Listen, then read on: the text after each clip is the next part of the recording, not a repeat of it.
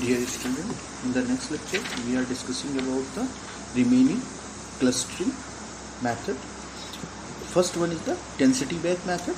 In the density based method, we using the approach that the continuous growing of a given cluster as long as the density is the neighborhood exceed the threshold. Means मान लीजिए कि अगर एक clusters में हमारे number of objects बहुत ज़्यादा हो जाते हैं तो क्या होगा कि उसका जो साइज़ है, हम मान लेते हैं कि ये दो क्लस्टर्स हैं जो नियर बाई क्लस्टर्स हैं और इसमें एक ऑब्जेक्ट्स एक यहाँ से मूव होके नेक्स्ट क्लस्टर्स में आ गया या फिर नंबर ऑफ ऑब्जेक्ट्स इसमें क्लस्टर्स में बढ़ गए. अब क्या होगा कि ये जो दूसरे क्लस्टर्स है, मान लीजिए ये ए है ये बी है, तो ये क्लस्टर जो बी है इसका साइज जो है on the basis of density increase हो जाएगा. ये साइज जो है आर्बिट्री इंक्रीज होता है, इसको फिक्स नहीं कह सकते कि ये सर्कुलर ही फॉर्मेट में होगा, ये किसी भी साइज में या किसी भी फॉर्मेट में हो सकता है. इससे क्या बेनिफिट मिलता है कि हम यहाँ पर नॉइज़ को आउटलाइन कर सकते हैं, क्योंकि नॉइज़ कभी भी किसी भी ऑब्जेक्ट्स की डेंसिटी को इंक्रीज नहीं करता है. इससे हम फिल्टर कर सकते हैं noise. That's the beauty of the density based method.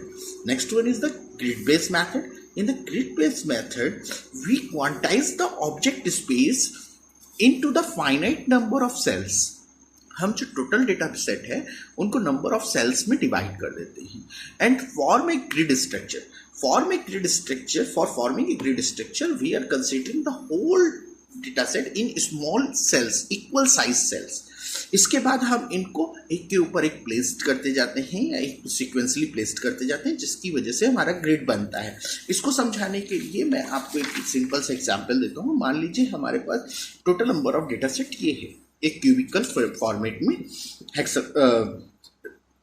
Multi dimensional data set है जो हमारा क्यूबिकल फॉर्मेट में रखा हुआ है. अब इसमें हमने क्या किया कि हर डेटा सेट को स्मॉल स्मॉल चंक्स में या सेल्स में डिवाइड कर लिया. ये जो स्मॉल सेल्स हैं इनको एक के बाद एक इन 3 डायमेंशन सोर्सेस में हम इनको प्लेस्ड करते जाते हैं.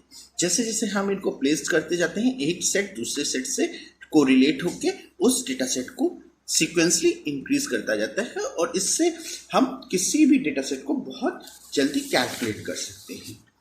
ठीक है, that's the beauty of the grid based method. Grid based method का एक सबसे मेन एडवांटेज है कि that's method is very fast in processing time. Very fast in processing time means to say कि ये जो मेथड है ये किसी भी डेटा सेट के रिजल्ट्स को फास्टली जनरेट करने में बेनिफिशियल होता है. इसकी मेन वजह क्या है कि ये ऐसा क्यों करते हैं, क्योंकि ये स्टेटली इंडिपेंडेंट तरह नंबर ऑफ द ऑब्जेक्ट्स पे बिल्कुल भी डिपेंड नहीं करता. यह डिपेंड करता है किस पर, नंबर ऑफ सेल्स पे, कि कितने हमारे पास स्मॉल चंक्स अवेलेबल हैं for the data set. Data sets के चंक्स हमारे लिए यूजफुल है, ना कि उन चंक्स में available objects. That's the beauty of the grid based database method. Next one is the model based method. Model based method किस तरीके से वर्क करता है कि हम सबसे पहले एक हाइपोथेसिस बनाते हैं, हाइपोथेसिस अबाउट द मॉडल, कि हमारा जो डेटा सेट है उसका स्ट्रक्चर कैसा होना चाहिए, जो क्लस्टर्स है वो कैसा होना चाहिए. क्लस्टर्स का एक हाइपोथेटिकल मॉडल हम सबसे पहले जनरेट करते हैं. इस क्लस्टर को फिर हम आइडेंटिफाई करते हैं, हम एक एक डेटा सेट को आइडेंटिफाई करते हैं और टेस्ट करते हैं which objects is best fit in the given model. ठीक है, जो ऑब्जेक्ट्स हमने चूज किया है वो हमारे डेटा मॉडल में कौन सा ऑब्जेक्ट सबसे बेस्ट फिट हो रहा है. अगर वो बेस्ट फिट हो रहा है तो हमें उस मॉडल में रखेंगे, अदरवाइज उसको दूसरे मॉडल में ले जाएंगे. इसके लिए हम 2 अप्रोचेस यूज करते हैं जो कि बहुत पॉपुलर है. First one is the high clustering high dimension data and constraint based clustering. सबसे पहले है clustering high dimensional data. Clustering high dimensional data और कंस्ट्रेंट बेस्ड क्लस्टरिंग हम आपको ब्रीफली डिस्कस करेंगे जब हम मॉडल बेस्ड मेथड डिस्कस करेंगे. Thank you.